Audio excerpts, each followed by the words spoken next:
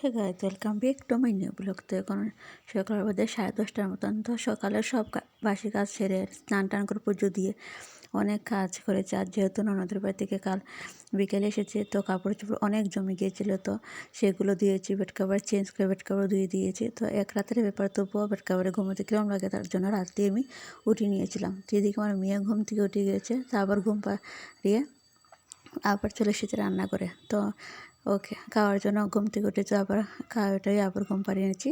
তো এদিকে শাক করবো, ডাল এদিকে বসে নিয়েছি, ডাল অর্ধেক হয়ে গিয়েছে। আর আলু ভাজার জন্য তো 10:30টার উপরে বাজে, কিন্তু 11টা আজ একটু লেট হয়ে গিয়েছে, যেহেতু সকালে অনেক কাজ করতে হয়েছে তার জন্য।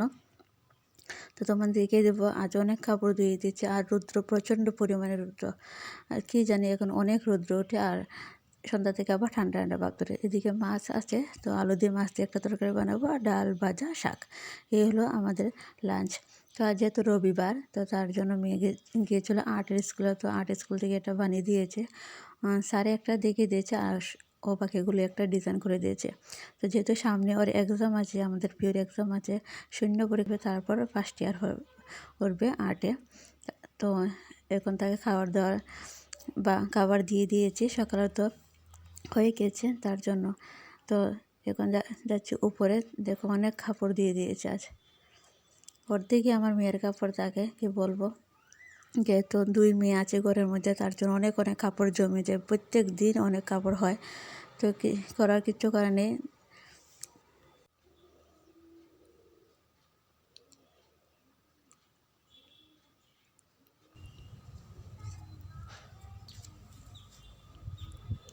তো এদিকে যা কাপড় শুকিয়েছিল সেগুলো নিয়ে নিয়েছি, আর ব্ল্যাঙ্কেটটা উপরে রৌদ্র দিয়েছিলাম, যেহেতু ঠান্ডা পড়ে গেছে তার জন্য রৌদ্র দিয়েছি। তো অল্প পরিমাণে রৌদ্র দেবো, আর তারপর আবার নিজের গন্ধভাবটা যাবে, তার জন্য অনেক দিন যেহেতু ভিতরে ছিল, গডরেজের ভিতরে ছিল তার জন্য। তো এদিকে মাছ দিয়ে ধনিয়া পাতা দিয়ে অল্প পরিমাণে আনা হয়েছে, যেহেতু নতুন নতুন ধনিয়া পাতা উঠছে, অনেক দাম এগুলোর। তো তার জন্য একটু মাছের ঝোলের মধ্যে দিয়ে দেবো। যেহেতু দুবেলা আমরা করছি, দুপুরে রাত্রের জন্য আমরা একসাথে রান্না করে নিই। রাত্রে আর ভালো লাগে না রান্না করতে, মেয়েকে পড়াশোনা করি, আবার রান্না করতে আর ভালো লাগে না, সারাদিন কাজ করতে হয়, তারপরে আর ভালো লাগে না। তার জন্য একবারে আমি রান্না বান্না শেষ করে নিই, কমপ্লিট করে নিই। যদি রান্না শেষ করার পর তো উপরে যা কাপড় ছিল সবগুলো এনে নিয়েছি। তারপর এগুলো এখন ভাঁজ করতে হবে এক এক করে, নাহলে ভাঁজ না করলে কী হয়, সারা গরম ছড়িয়ে ছিটিয়ে পড়ে চারোদিকে, ভালো লাগে না দেখতে। আর দেখো প্রচণ্ড পরিমাণে রৌদ্র, যদি জানালা বন্ধ করে, যে রৌদ্র আসে প্রচুর এলে, তার জন্য যেহেতু বড় মেয়েকে শুয়ে নিচে শুয়ে থাকছে, ছোটো মেয়ে একটু সময় ঘুমাবে, স্নান টান করা শেষ, তার জন্য। আর এদিকে ব্ল্যাঙ্কেটটা ভালো করে ভাঁজ করে নিচ্ছি। আর চুল ছাড়া থাকতে কী হয়, আমি চুল ছাড়া রেখে আমি কাজ করতে পারি না, যেহেতু ভিজা হোক শুকনো হোক আমি বেঁধে সবসময় কাজ করি, না হলে আমার ভালো লাগে না। তো এদিকে যেহেতু সব কাপড় চোপড় ছিল, সেগুলো এক এক করে ভাঁজ করে নেবো। আর দেখো কত রৌদ্র, এদিকে আমার শাশুড়ি আমার লেপ তোষক সব বাইরে দেওয়া হয়েছে রৌদ্রের মধ্যে, যেহেতু অনেক রৌদ্র। আর সামনে কি রৌদ্র দিবে কি দিবে না, এটা সন্ধ্যা, যেহেতু সামনে পৌষ মাস আছে, কুয়াশা থাকবে তার জন্য। তো এদিকে করে আমার ছোটো মেয়ের সব কাপড় হ্যাঙ্গারে ঝুলিয়ে রাখছি, ক্লিপগুলোতে আটকে, কেন এটা সুবিধা হয়, যেহেতু ছোটো ছোটো কাপড়গুলো, তো তার জন্য এটা এখানে এগুলো পাস করে ক্লিপের মধ্যে আটকে গিয়ে যেটা প্রয়োজন সেটা নিতে অসুবিধা হয় না। তো এটা হলো অনেকক্ষণ পর সন্ধ্যার সময় যাবো একটু বাজারে টাকি জিনিস কিনতে, যেহেতু ঠান্ডা পড়েছে, ছোটো মেয়ের জন্য একটা সোয়েটার নিতে হবে।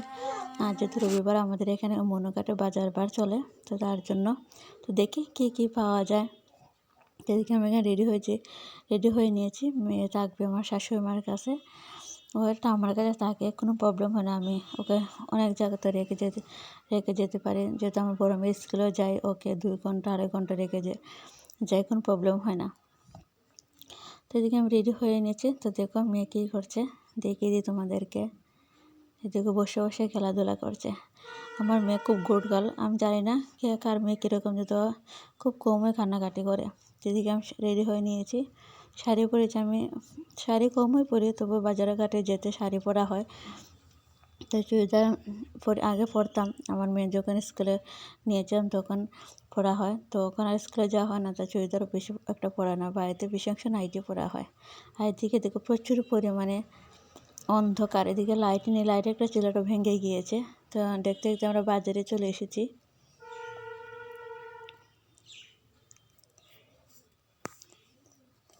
আর যেহেতু রবিবার আমাদের এখানে বাজার বার, তার জন্য।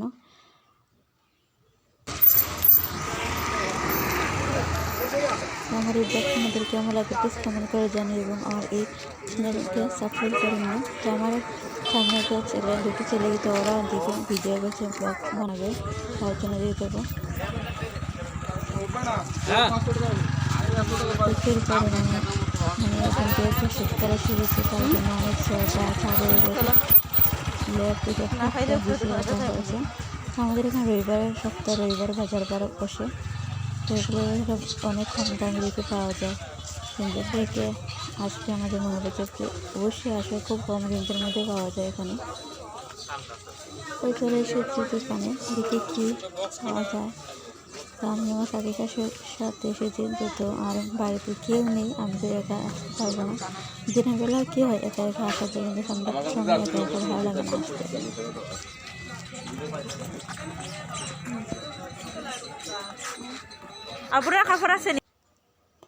তো এদিকে চলে এসেছি, এটা মেয়ের জন্য সোয়েটার নেবো আর সাথে একটা নাইটি নেবো আমার জন্য।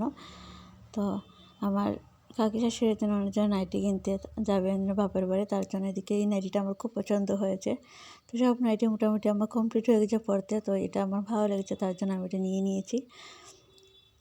বেশি নিয়ে নিই কিছু। তো এখানে চপের দোকান, চপ আর পকোড়া নেব, আর কিছু ভালো লাগে না। এগরোল দেখি কোথাও কি পাওয়া যায় এগরোল, আমার মেয়ের জন্য এগরোল নেব, ও এগরোল খেতে খুব ভালোবাসে। তার চপ আর বড়া আমার জন্য, তোমার দাদাভাইয়ের পকোড়া ভালোবাসে, তো পকোড়া তোমার দাদাভাইয়ের জন্য। তো আমরা মিলেমিশে ভাগ করে খেয়ে নেব। তো এই তো আমার কাকি শাশুড়ি মা, যেহেতু আমি বাড়ির একমাত্র বউ, তো আর দুজন ছেলে আছে, কোনো বেটি হয়নি ওদের, তো আমি একাই এখানে। তো তার জন্য আসলে ভীষণ আমার সাথে আমি মেয়ের জন্য ফ্রি এগুলো নেবো। তো আর তোমরা সময় করে ভাত খেতে পারবো না, তার জন্য এদিকে চলে এসেছি বাজার করে। তো অনেক রাত্রে বাজে এখন 9টার মতো। তো সব কিছু কমপ্লিট করে তোমরা চলে এসেছি আবার। তো এখানে তো চুড়ি একটা নিয়েছিলাম, ও আর্টের জিনিসপত্র রাখার জন্য, আর দিয়ে কুটিনের জিনিস। তো তোমরা প্লিজ জানাবে আমার এই ব্লগ তোমাদের কেমন লাগে। আর একটা নতুন ব্লগ নিয়ে তোমাদের সাথে অবশ্যই দেখা করব। তো সবাইকে অনেক অনেক ধন্যবাদ, সবাইকে গুড নাইট এবং শুভরাত্রি।